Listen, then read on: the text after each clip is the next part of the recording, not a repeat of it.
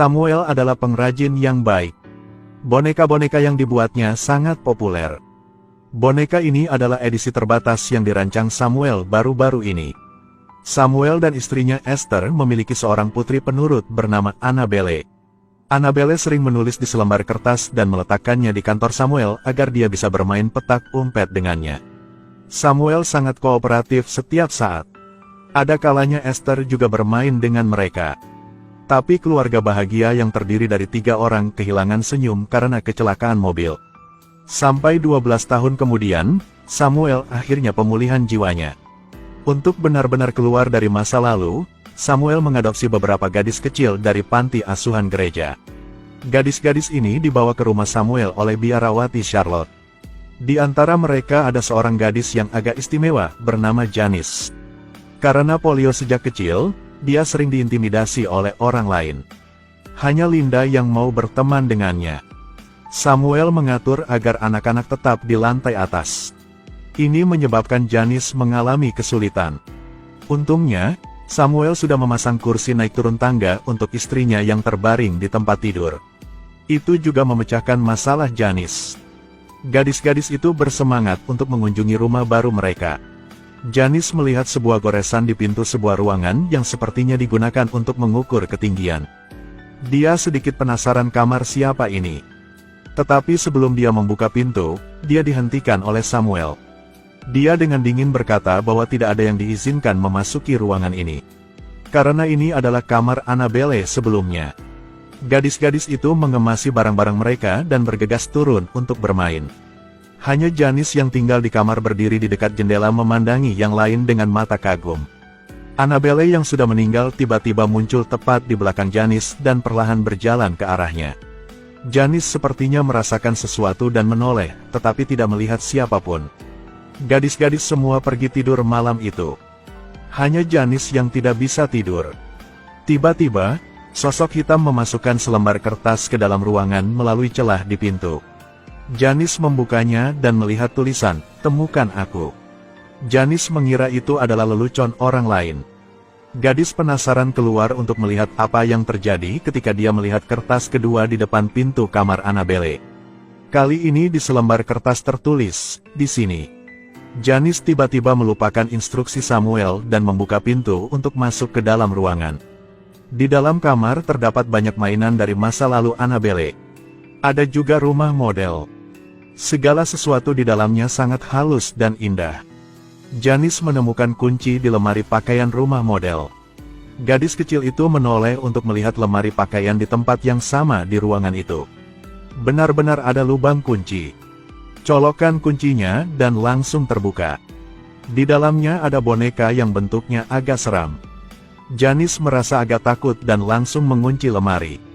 Tapi dia berbalik untuk pergi ketika pintu lemari perlahan terbuka. Janice harus menutupi boneka itu dengan kain putih. Tapi kemudian sesuatu yang aneh terjadi. Kain putih itu seperti menutupi orang yang perlahan bangun. Pria berbaju putih itu mendekati Janice selangkah demi selangkah. Janice sangat ketakutan sehingga dia cepat-cepat mundur ke sudut dinding. Sayangnya itu tidak berhasil.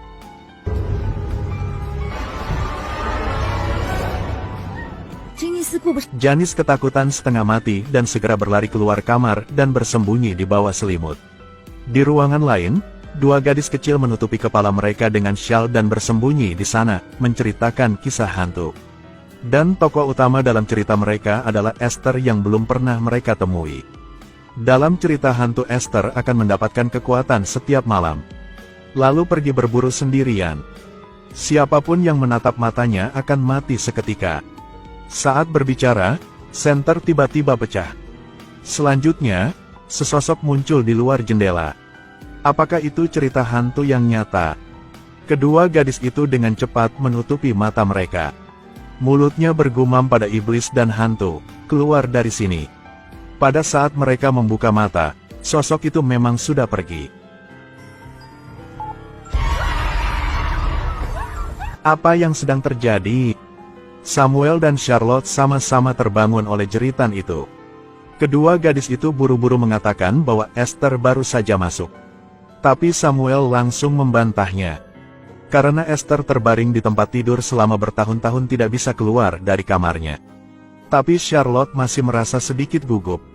Keesokan paginya dia mengetuk pintu kamar Esther dan menemukan bahwa dia tidak bisa bergerak dengan bebas.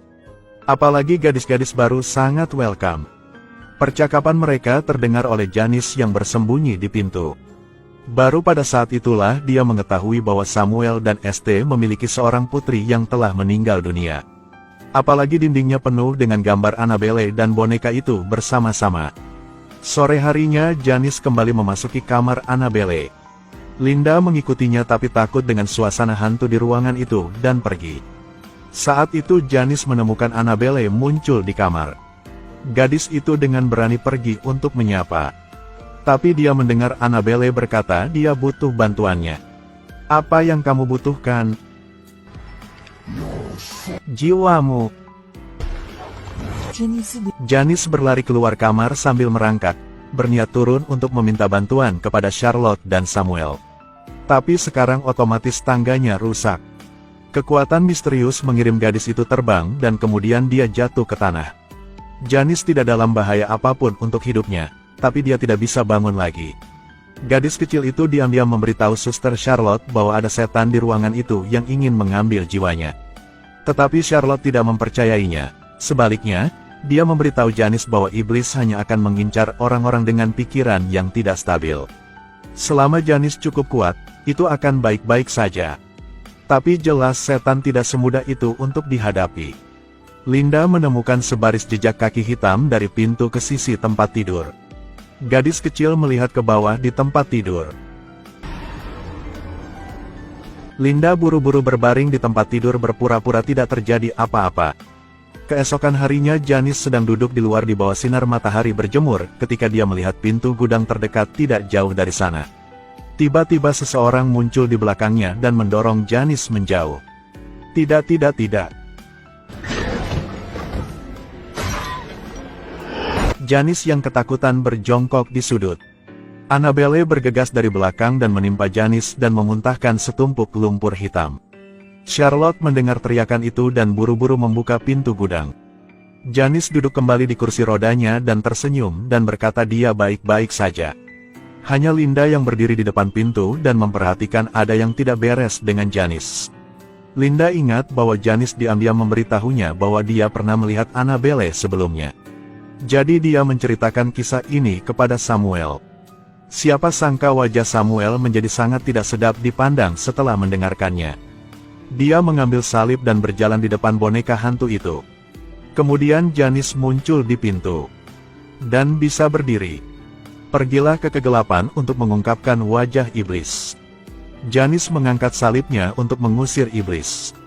Seperti jari-jarinya lepas kendali lagi, jari demi jari patah.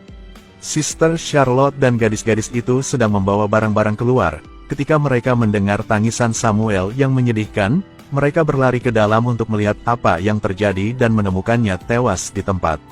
Sisanya semua dalam suasana hati yang sangat berat. Hanya Janice yang masih memegang boneka tak berwajah itu.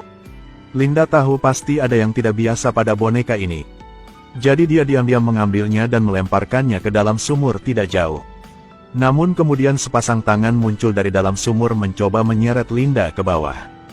Untungnya, Charlotte bisa lari menyelamatkan Linda tepat waktu. Pada titik ini, Charlotte akhirnya menyadari ada yang tidak beres.